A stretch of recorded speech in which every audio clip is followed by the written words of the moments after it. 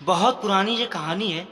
चीन में पुराने चाइना में एक व्यक्ति रहता था जो संन्यास्त हो जाना चाहता था, बस खो जाना चाहता था। एक दिन वो अपने गुरु के पास गया। गुरु के सामने उसने अपने सन्यासी होने की इच्छा जताई। गुरु ने कहा, क्या तू सच में सन्यासी हो जाना चाहता है या बस सन्यासी दिखना चाहता है? उस व्यक्ति ने कहा कि जब सन्यासी होने आया हूँ तो दिखने का क्या करूँगा, मैं तो सन्यासी होना चाहता हूँ। तो गुरु ने कहा, ठीक है, ये अपनी आखिरी मुलाकात थी। अब तू दोबारा मेरे पास मत आना। जब ज़रूरत होगी तो मैं खुद तेरे पास आ जाऊंगा। इस आश्रम में 500 सन्यासी हैं। उन 500 सन्यासियों के लिए तुझे चावल कूटने का काम करना है। ऐसा कहा जाता है कि वो सन्यासी अगले 12 वर्षों तक चौखट के पीछे एक हल्के अंधेरे से कमरे में बस चावल ही कूटता रहा। 500 सन्यासी थे उस आश्रम में। वो सबके लिए चावल कूटता, सुबह से उठता, चावल कूटता रहता, रात को थक कर सो जाता। 12 वर्ष बीत गए। वो फिर कभी दोबारा गुरु के पास नहीं गया। उसने भरोसा कर लिया कि जब गुरु ने कह दिया है कि ज़रूरत पड़ने पर वो खुद आ जाएंगे तो बात ही खत्म हो गई। शुरुआत में तो उसके मन में कई तरह के विचार चलते रहते, लेकिन जब पूरे दिन बस चावल ही कूटता तो विचार करके भी क्या फ़ायदा। धीरे धीरे उसके मन से विचार विदा होने लगे। वो बस सुबह उठने से लेकर रात को सोने तक चावल ही कूटता रहता। जब गुरु ने कह दिया था कि तुझे चावल ही कूटना है तो बस सारे प्रश्न खत्म।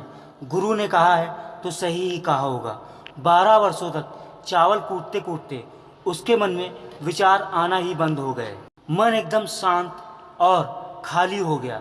ना कोई विचार, ना कोई उलझन, ना कोई अड़चन, सीधा सा काम। सुबह उठता, चावल कूटता रहता, रात होती तो सो जाता।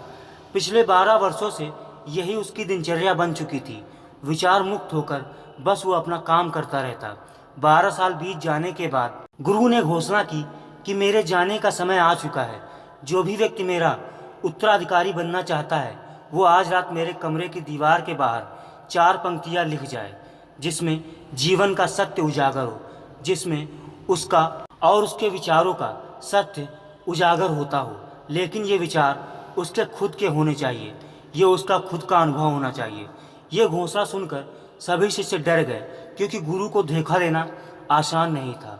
शास्त्र तो सभी शिष्यों ने पढ़ रखे थे, लेकिन उन सभी शिष्यों में से जो सबसे बड़ा विद्वान था, उसने साहस जुटाकर गुरु के कमरे की दीवार पे उस रात 4 पंक्तियाँ लिख दी। उसने लिखा कि मन एक दर्पण की तरह है जिस पर धूल जम जाती है। धूल को साफ कर दो तो धर्म उपलब्ध हो जाता है, और इसी धूल को साफ कर दो तो सत्य अनुभव में आ जाता है। सुबह गुरु उठे, उन्होंने देखा तो चिल्ला उठे कि ये किस मूर्ख ने मेरी दीवार खराब कर दी है, उसे पकड़कर मेरे पास लाओ। पर विद्वान तो लिख कर रात ही भाग गया था। वो डरा हुआ था क्योंकि ये पंक्तियाँ उसकी नहीं थीं। उसने एक बड़े शास्त्र से इन पंक्तियों को चोरी किया था। इसमें उसका खुद का कोई अनुभव नहीं था। सब तो अच्छे थे, लेकिन उनमें प्रेरणा नहीं थी। वो जाते समय अपने आश्रम के मित्रों से कह गया था कि अगर सुबह गुरु कहें कि वाह क्या बात कही तो मुझे खबर कर देना, लेकिन अगर गुरु पढ़कर क्रोधित हो जाएं तो मेरा मत बताना। सारा आश्रम चिंतित हुआ कि इतने सुंदर वचन तो हैं, वचनों में क्या कमी। मन दर्पण की तरह ही तो है जिसमें शब्दों के, विचारों के, अनुभव की धूल जम जाती है। बस इतनी सी ही तो बात है। साफ कर दो दर्पण को तो सत्य का प्रतिबिंब बन जाता है। लोगों ने कहा, उस सन्यासी ने बात तो बिल्कुल ठीक ही लिखी है, लेकिन गुरु जरूरत से ज़्यादा ही कठोर है। और अब देखते हैं कि ये उससे ऊंची बात गुरु कहाँ से लेकर आएंगे। ऐसे ही बातें पूरे आश्रम में चल रही थी। पूरा आश्रम गर्म था।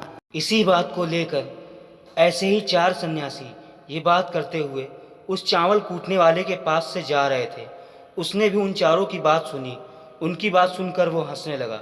उनमें से एक कहा, तुम हंस क्यों रहे हो, बात क्या है? उसने कहा, गुरु ठीक ही तो कह रहे हैं, किस नासमझ ने ये लिखा है।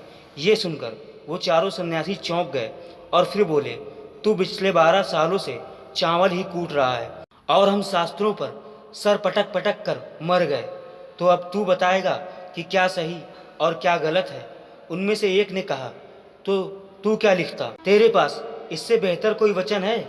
उसने कहा, पिछले 12 वर्षों से चावल कूटते कूटते तो लिखना तो मैं भूल ही गया हूँ, लेकिन बोल सकता हूँ अगर कोई लिख दे। लेकिन बाद में एक बात याद रहे, उत्तराधिकारी बनने की मेरी कोई इच्छा नहीं है। अगर इस लिखने की वजह से मुझे उत्तराधिकारी बनना पड़े तो मैंने कान पकड़े, मुझे लिखवाना भी नहीं। फिर उन चारों ने कहा, अरे तू बोल, हम लिख देते हैं। उसने लिखवाया कि कहा, लिख दो जाकर।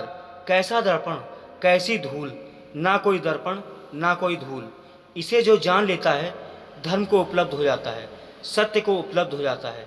आधी रात को गुरु उस चावल कूटने के वाले के पास आए और कहा, अब तू यहाँ से भाग जा, वरना ये 500 लोग तुझे मार डालेंगे। ये मेरा चोला ले, तू मेरा उत्तराधिकारी बनना चाहे या ना बनना चाहे, इससे कोई फर्क नहीं पड़ता। तू मेरा उत्तराधिकारी है, मैंने तुझे ही अपना उत्तराधिकारी मान लिया है। लेकिन अब तू इस आश्रम से भाग जा, क्योंकि ये तुझे जीने नहीं देंगे। ये सब बर्दाश्त नहीं कर पाएंगे कि एक चावल कूटने वाला सत्य को उपलब्ध हो गया, आत्मज्ञान को उपलब्ध हो गया, और ये शास्त्रों पर सर पीटते रह गए। इसीलिए तू यहाँ से चला जा। ये कहानी यहीं समाप्त होती है। दोस्तों, आपने इस कहानी से क्या सीखा हमें कमेंट करके ज़रूर बताएं। धन्यवाद।